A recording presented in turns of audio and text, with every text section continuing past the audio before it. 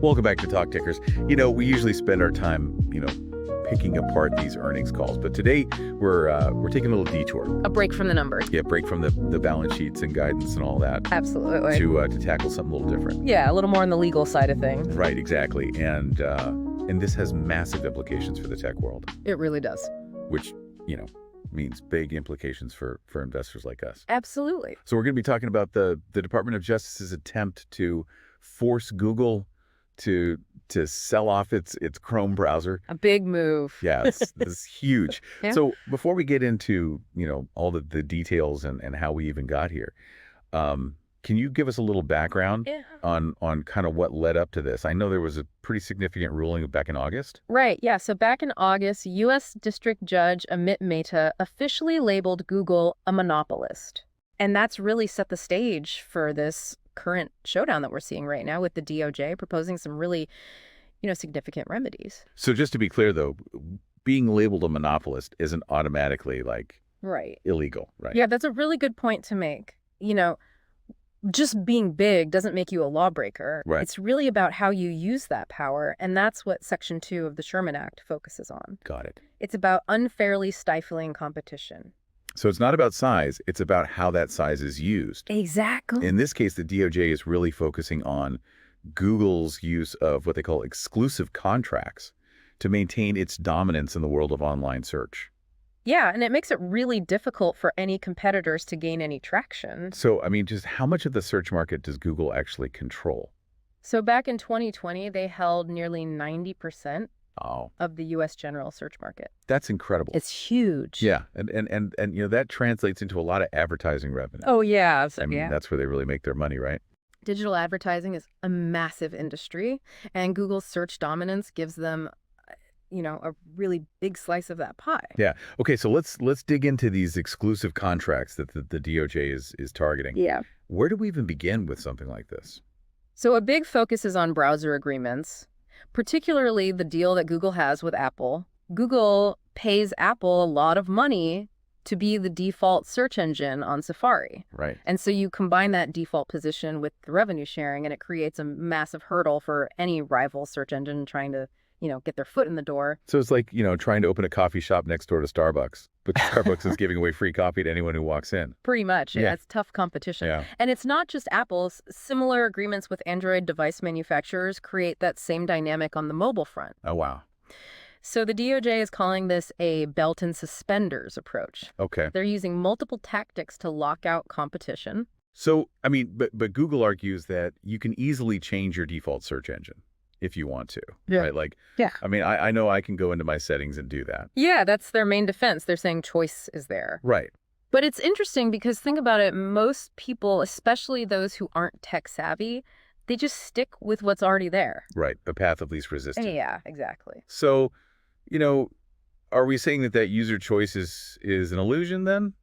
Not necessarily, but the DOJ is arguing that Google is really underestimating how powerful those defaults are. Okay. They claim that a truly neutral choice screen, one that didn't favor Google at all, would lead to a lot more switching than Google is saying. Interesting. Google claims they'd still capture over 90% of users even with a choice screen, which the DOJ strongly disagrees with. So it's a battle over stickiness. Pretty much. But what does the DOJ actually want Google to do about this? So this is where it gets really interesting, and this is what investors should really pay attention to. The DOJ wants Google to sell off Chrome. We're talking about spinning off the most popular browser in the world. That's a radical move. What would that even mean for Google's business? It would be a major shakeup. There's no doubt about it. Chrome is such a key part of Google's ecosystem. And a spinoff could impact everything from their advertising revenue to their ability to collect user data. Okay, so that's a big piece of the puzzle. But I know this case goes even deeper, right? Didn't some states led by Colorado kind of join this fight with their own arguments? You're right. The Colorado plaintiffs are focusing on how Google wields its power beyond just browsers. They're looking at areas like specialized vertical providers, which are basically those niche websites like Expedia for travel or Amazon for shopping. Okay, but those aren't search engines, so how do they... Right, and that's exactly the point. Okay. These sites, while not search engines themselves, rely heavily on Google for traffic. Got it. And the Colorado plaintiffs argue that Google is using that dependence to their advantage. So how are they doing that? They're claiming that Google intentionally buries these specialized vertical providers in search results and forces them to share data in a way that keeps them weak and dependent. It's kind of like Google saying, look, you can play in my sandbox, but you got to play by my rules. So the Colorado plaintiffs are saying that Google's basically using these SVPs as pawns in their game of search dominance. Exactly. By weakening these SVPs, they argue that Google's preventing them from partnering with rival search engines and becoming a real threat. Oh, wow. Like cutting off a potential, supply line for the competition. So it sounds like the Colorado plaintiffs are really trying to expose the ways that Google uses its power kind of behind the scenes. Right. To maintain its control over the search landscape. Yeah, they're really pulling back the curtain and showing how Google's actions impact the entire search ecosystem, not just their own products. And they also have a bone to pick with Google's SA360 ad buying tool, right? Right. SA360 is a powerful platform that advertisers use to manage their campaigns across, different platforms, including Google and Bing. Okay. The Colorado plaintiffs allege that Google intentionally delayed adding features for Bing ads. Oh, wow. Making it less appealing for advertisers and hindering Bing's ability to compete. So they're saying that Google was willing to sacrifice some functionality, even inconvenience, their own advertisers just to kind of kneecap a rival. Yeah, it's a pretty serious accusation. Yeah. And it really speaks to the core of the DOJ and the Colorado plaintiffs' argument that Google's willing to do whatever it takes to stay on top. So with all these different angles and arguments being thrown around, it's kind of hard to keep track. Yeah. What should investors really be paying attention to here? Well, first and foremost, this case is going to drag on. Appeals could take years. So, think long game. This isn't a short-term play. Got it. So patience is key. Yeah, absolutely. And second, pay close attention to the specific remedies that the court might impose if Google is forced to divest Chrome. That's huge. That would be a seismic shift, creating both risks and opportunities for investors. So we're talking potential shakeups for Google, its competitors, Yeah. and even for, everyday users like us. Absolutely. It could change the entire landscape. What else should investors be thinking about? Well, the financial implications of breakup of Google or even major restrictions on their practices could have massive ripple effects throughout the entire tech sector. Right.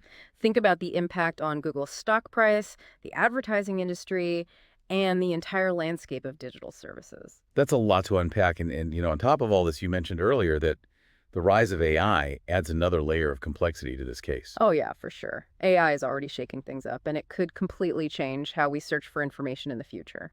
I mean, are we saying that this entire antitrust case might become irrelevant if AI changes the rules of the game? It's certainly a possibility.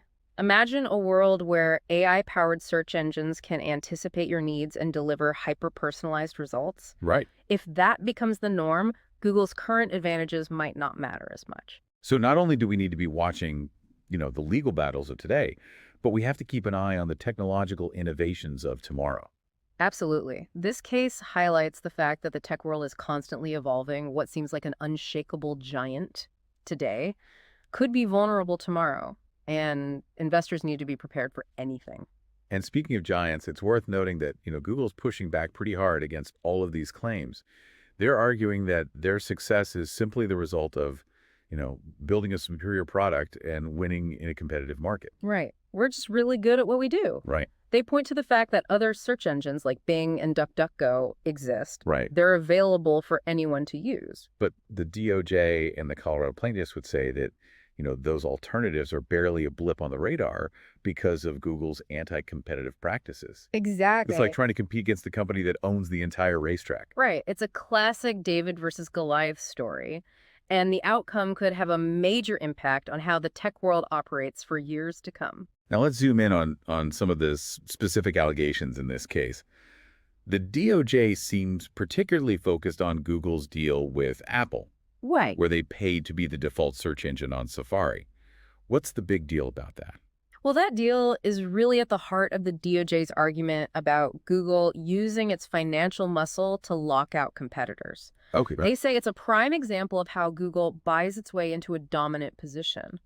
So it's not just about the money itself. It's about the fact that they get that prime real estate on Safari, which is the default browser for millions of Apple users? It's all about being the easy go-to option, and the DOJ is arguing that Google is willing to pay a hefty price to maintain that position, even if it means sharing a big chunk of its ad revenue with Apple.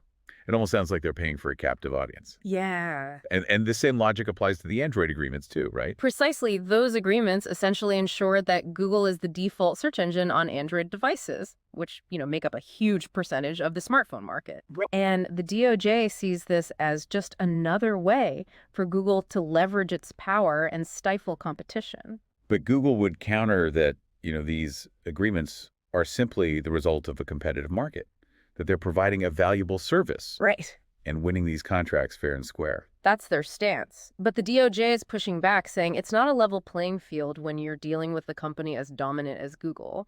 It's not a truly competitive bidding process. Right. Google holds all the cards.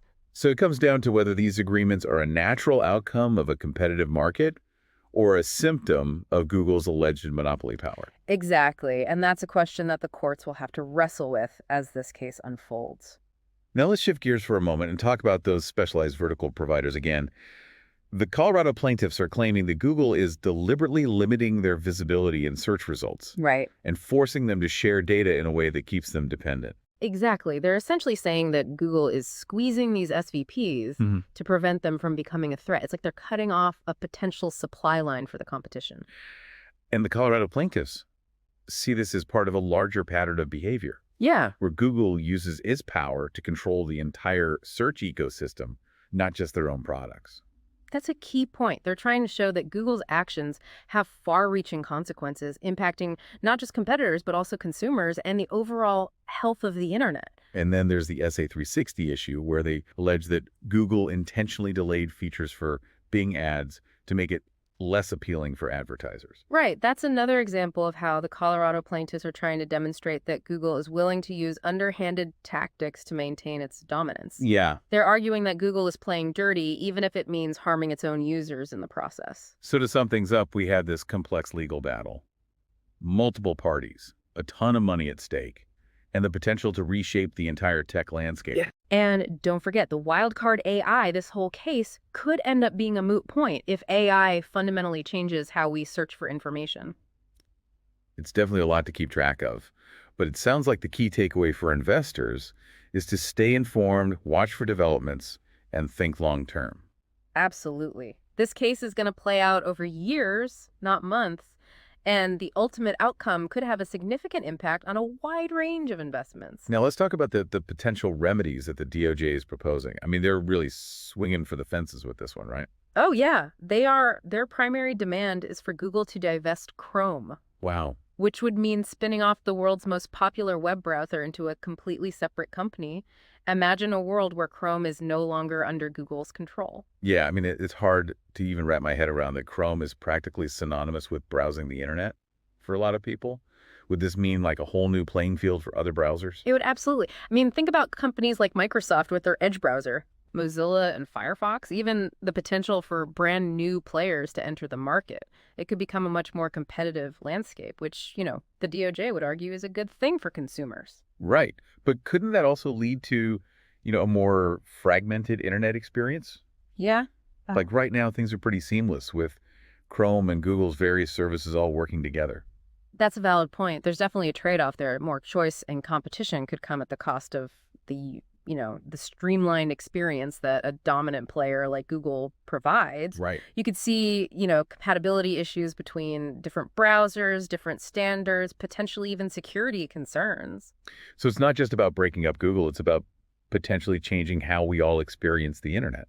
That's right. And the DOJ is betting that those long-term benefits of increased competition will outweigh any of those potential short-term hiccups.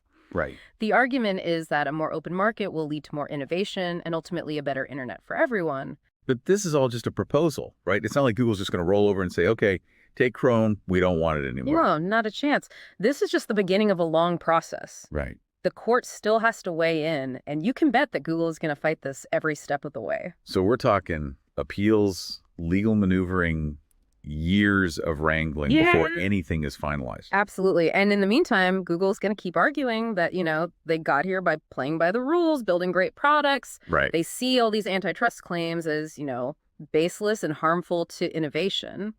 So what does this all mean for investors? Yeah. I mean, what should we be watching for as this story unfolds?